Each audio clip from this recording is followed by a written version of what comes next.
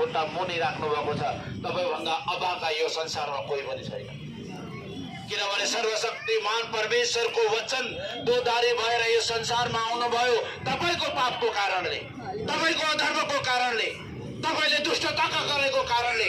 म जस्तो मान्छेलाई नेपालबाट निकालेर तपाईको बिचमा यसरी लाग्यो किनभने तपाईलाई सत्य बनाउन सकौं, तपाईको जीवनमा परमेश्वरको राज्य आउन सकोस्।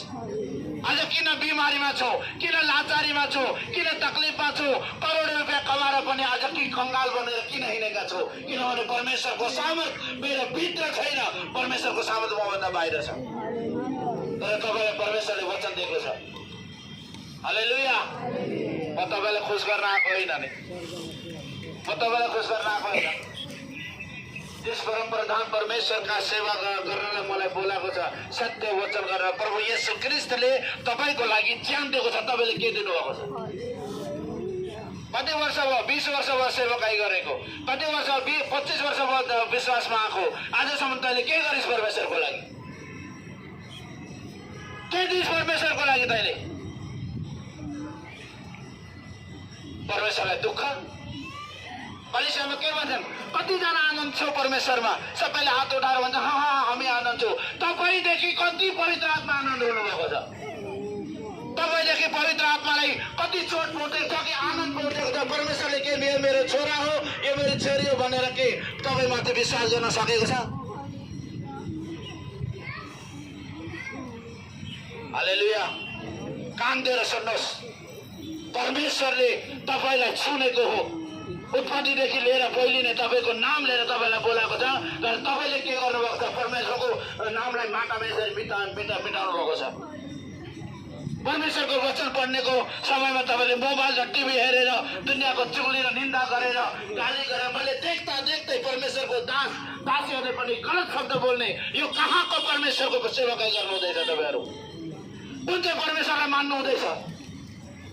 आज कलिसिया थोरै किन भएको छ? तपाईको कारणले, तपाईको पापको कारणले, तपाईको अधर्मको कारणले। एकअर्काको नाम लिएर प्रार्थना गर्नुहुन्छ, बाइबल पढ्नु हुँदैछ तपाईले समयले? बिहान कति बेला उठ्नुहुन्छ? कोही 7 बजे, कोही 9 बजे, कोही 12 बजे, कति बेला सुत्नुहुन्छ? राति 1 बजे। के गर्नुहुन्छ? मोबाइल। के गर्नुहुन्छ? एकअर्कालाई कुराकानी। परमेश्वरलाई मान्नुहुन्छ तपाईहरु? हालेलुया। इधर देखिए, परमेश्वर मजाक नहीं है, परमेश्वर खेल होइन। परमेश्वर को साथ हो, गांठ और गुदे को चीर कर आर पार करने वाला भेज देता है वह वचन से। शरीर और जीवन को, आत्मा को आपके अंदर क्यों नहीं भेजता? आपके परमेश्वर को खिलवाड़े मानते हो। मंडली में इकट्ठा होके 4 बंदे नहीं आए, तुम बातों में लग जाते हो, कुराकानी में गरेर चाल्नुहुन्छ। तपाईं एकअर्काको कुरा गर्नुहुन्छ, परमेश्वरको सामने घुट्ना टेकेर किन रोनु हुँदैन? तपाईको जीवन बिमारीमा किन परिरहेको छ अहिलेसम्म? किनभने तपाईको भित्र परमेश्वरको राज्य कार्य गरेको छैन। पवित्र आत्माले तपाईको जीवनमा कार्य गर्न मौका पाएको छैन।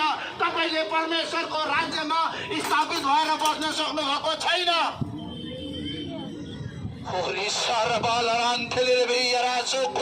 परमेश्वरको चेतावनी कलिसिया सुन्नुहोस्, प्रभु येशू मसीह चाँडै आउनु हुँदैछ। के तपाईँ त्योसँग जान सक्नुहुन्छ? तपाईको घरको नफरत, क्रोध, जलन, ईर्ष्या, म, मेरो र मेरै संसार भन्ने मान्छे परमेश्वरको राज्यमा प्रवेश हुन सक्दैन। हालेलुया।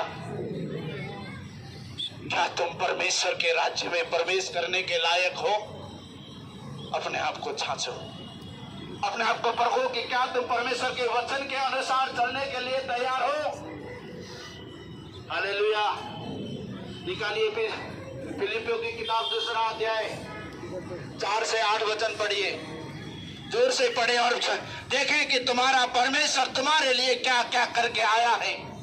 दुख उठा के आज्ञा मानना सीखा उसने तेरे और मेरे लिए। तपाईं र मेरो लागि दुख उठाई आफ्नो पिताको आज्ञा मान्न सिक्नु भयो। लागि खाएको बोलो न, कसको लागि खानु भयो? अरे जोर से बोलो। तपाईको लागि खानु भएन? तुम्हारे लिए नहीं खाया? क्या मेरे लिए खाया है? बोलो ना। पढ़ी फिलिपियों की किताब 2 अध्याय 4 बजे से 8 बजे तक जोर से पढ़े। स्वभाव का क्या तुम्हारा चाल चलन, तुम्हारा स्वभाव मसीह जैसा है क्या? क्या तुम चुगली नहीं करते? क्या तुम निंदा नहीं करते? क्या तुम झूठ नहीं बोलते? यीशु मसीह झूठ बोलता था? यीशु मसीहले चोरी गर्नुहुन्थ्यो? यीशु मसीहले पाप गर्नुहुन्थ्यो? यीशु मसीहले व्यभिचार गर्नुहुन्थ्यो? कस्तो थियो यीशु मसीहको स्वभाव? नम्र थियो, पापीलाई क्षमा गर्ने, जो गिरेको छ त्यसलाई उचाल्ने, जो बिमारी छ त्यसलाई ठिक बनाएर हिँडाउने, भूखोलाई भोजन दिने, लङ्गडालाई खुट्टा दिने, अन्धालाई आँखा, गुङ्गालाई बोली दिने, मुर्दा परेको जीवनलाई लाजर उठा भनेर भन्दाखेरि लाजर उठाएर आउँथ्यो। किनभने यीशु मसीहको जीवन परमेश्वरलाई भाउँथ्यो। परमेश्वरले उसले खोज गरेको थियो। तपाईँले कसलाई खोज गर्नुभएको छ? आफ्नो श्रीमानलाई, आफ्नो श्रीमतीलाई, आफ्नो छोरालाई, आफ्नो छोरीलाई, या परमेश्वरको दासलाई, या फेरि परमेश्वरलाई? हालेलुया।